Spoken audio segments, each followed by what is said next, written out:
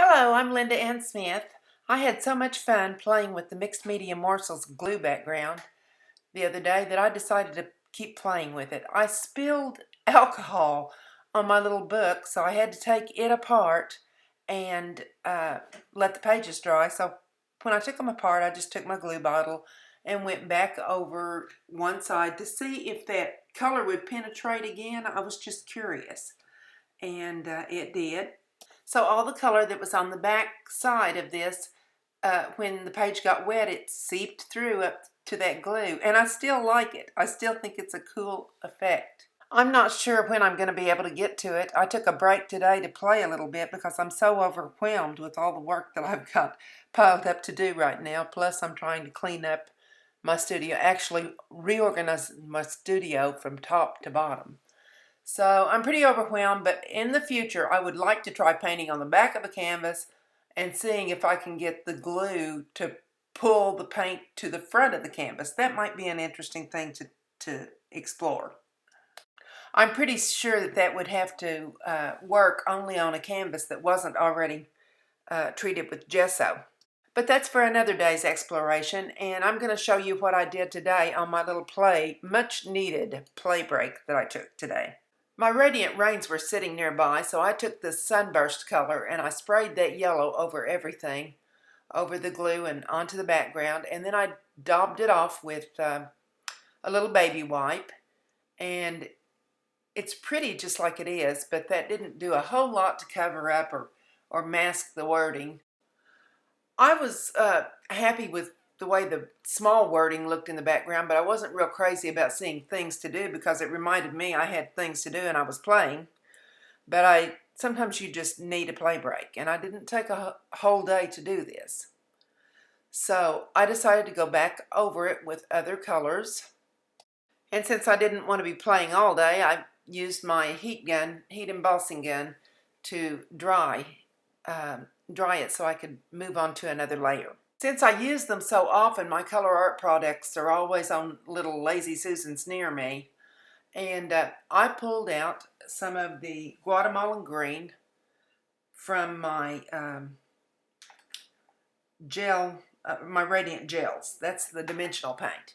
And I thinned it down quite a bit and brushed it over everything. But remember, this is very, very thin. This is not the way that you use it as a dimensional paint. These paints dry so fast, especially in their pure form. Always try to remember to put their lids back on them immediately. So here I am helping it dry because I know I don't have a lot of time to play. And then I wipe it back down to the glue surface again, and this was harder to get off. This one stuck to the glue a little more than the Radiant Rains do. But just a little elbow grease removed most of the paint from the glue, and I was good to go again.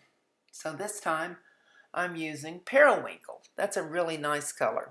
Since I had such a good time painting in the spaces between the glue yesterday, I decided to go ahead and play with that today and make sort of I guess a flower out of it. That's what it looks like. It radiates from the center. It's a design, but it's a little more of a controlled design than what I did yesterday. And because it dries so fast, I was able to go back and put 2 layers and make this brighter, more opaque color. I'm convinced that one of the reasons I like fast drying paints is because I'm impatient, but it's really good for a play break because, like I said, I did not have a lot of time, so I just wanted to do something to relax. Although I called it my play break, I was also doing another thing. I was trying out a new tripod that I purchased to see if I could get it to hover over my desk like I want to. And it's not quite where I like it, but I'd like to know if you can see it okay from this angle. Usually I like it straight over, and tripods are very difficult to get straight over your desk.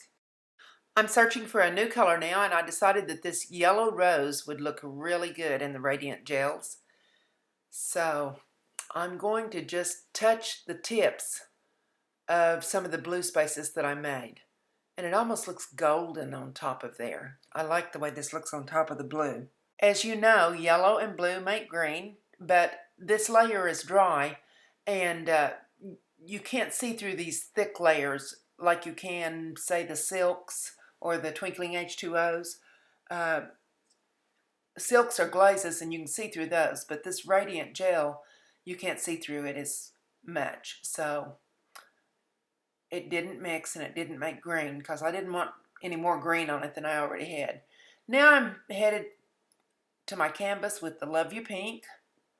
And this is a really super bright color, and I'm doing the same thing with it on the next layer all the way around, just touching the tops of those blue areas, but coloring in a few of the spaces in between the glue solid with the Love You Pink. While I continue painting in some of these little spaces, I'd like to invite you to join my Facebook group. It's not very big yet. We have less than 100 people right now, but we're doing a lot of interesting discussions, and there's a March challenge up, and I try to answer questions. If you have any questions about how to use products or about art history, or it's just a lot of fun. We're just sharing, we're getting to know each other, and I'm having a ball with that. Teresa 5 has been helping me an awful lot. She has a YouTube channel. You should go and see it. It's THERESA 5.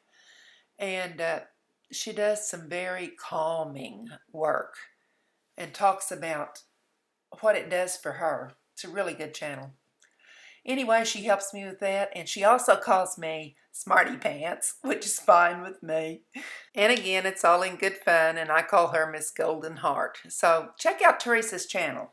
I'll add the link to the description box below to Teresa's channel and to my Facebook group. And I'm going to use this olive vine to finish up here, but I have another little teaser for you.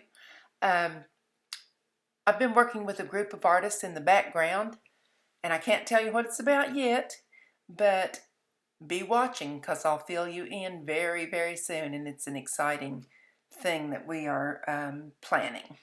I'd appreciate a thumbs up if you enjoyed this little break, and I always appreciate the comments and the shares that you do on your social media. Most especially if you haven't subscribed to my channel, I hope you'll do that. Remember to check the description box below, and thank you for watching.